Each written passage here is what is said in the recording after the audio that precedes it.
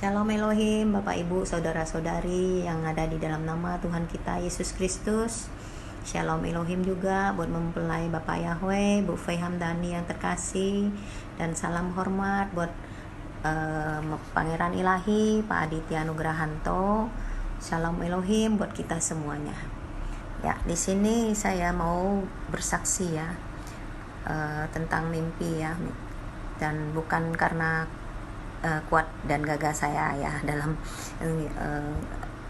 menyaksikan ini, tetapi karena di dalamnya ada pesan-pesan Tuhan yang kiranya memberkati kita ya. Dan setelah kesaksian mimpi ini juga ada kesaksian doa, di mana jawaban penjelasan Tuhan tentang mimpi itu, arti mimpi itu ya. Dalam mimpi itu saya 2 minggu lalu ya, sehari Sabtu 2 minggu lalu saya melihat seperti aktivitas di luar masih terang itu ya, beraktivitas seperti biasanya tuh. Tapi nggak lama kemudian saya melihat cuaca sudah gelap malam, dan saya melihat ada mobil yang sedang menunggu kita mau pergi, yaitu ya mobil taksi seperti itu ya, mau pergi bersama beberapa teman yang lain yang wajahnya saya tidak kenal siapa itu, tidak melihat, tetapi saya seperti mengenal mereka gitu ya. Saya tidak tahu siapa mereka. Dan ada satu teman itu cowok ya, dia harusnya duduk di depan mobil taksi itu, jok yang depan, tetapi posisi dia itu harus muter dulu baru bisa sampai ke depan itu. Tapi dia sepertinya nggak mau muter. Dia memperhatikan saya, sepertinya dia yang menyuruh saya duduk, tapi saya diamin aja.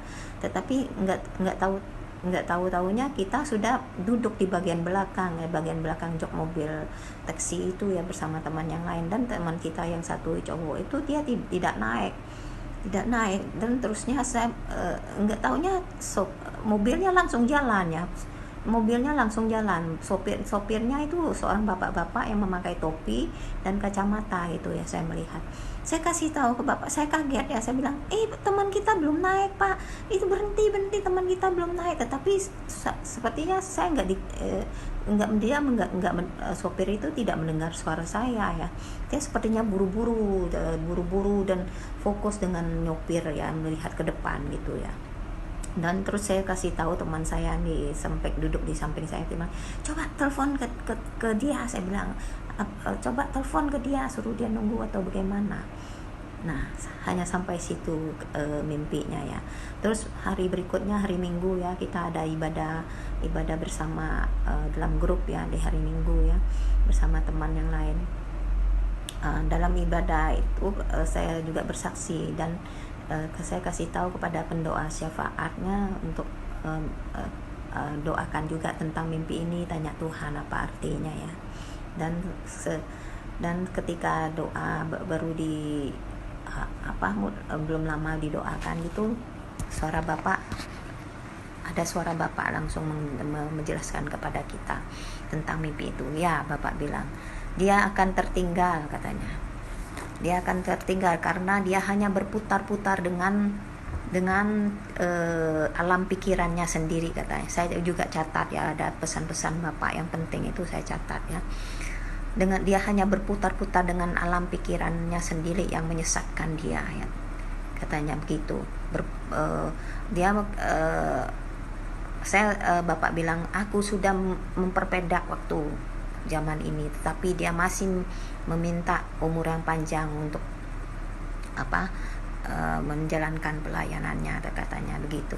Bapak bilang aku tidak bisa memberikannya. Aku murka karena dia telah menerima tanda binatang itu. Aku juga murka, dia telah menerima tanda binatang itu.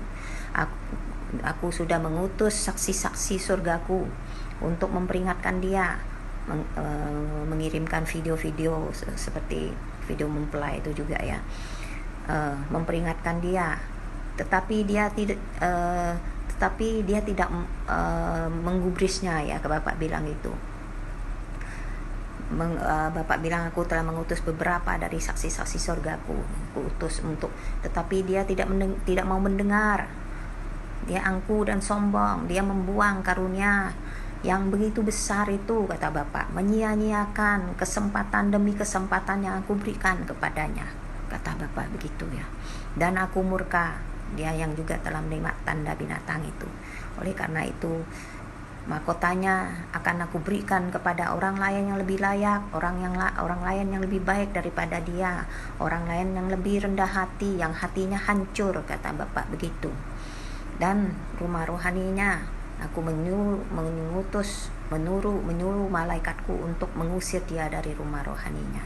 Nah itu ya, Bapak marah ya, Bapak murka ya dengan kelakuan orang-orang dunia yang tidak mengindahkan ya pekerjaan Roh Kudus di akhir zaman ini.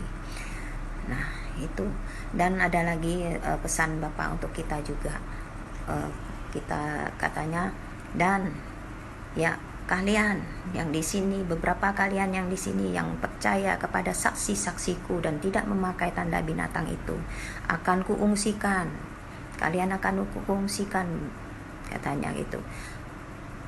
Bertekunlah terus di dalam aku, jangan menengok ke kiri dan ke kanan, dan jangan dengarkan ucapan orang-orang yang akan menjatuhkan imanmu, Bapak bilang begitu. Karena ini masa ujiannya sangat ketat, berbeda dengan periode-periode yang lalu, periode 8 tahun, 10 tahun yang lalu, karena dunia sekarang sudah gelap.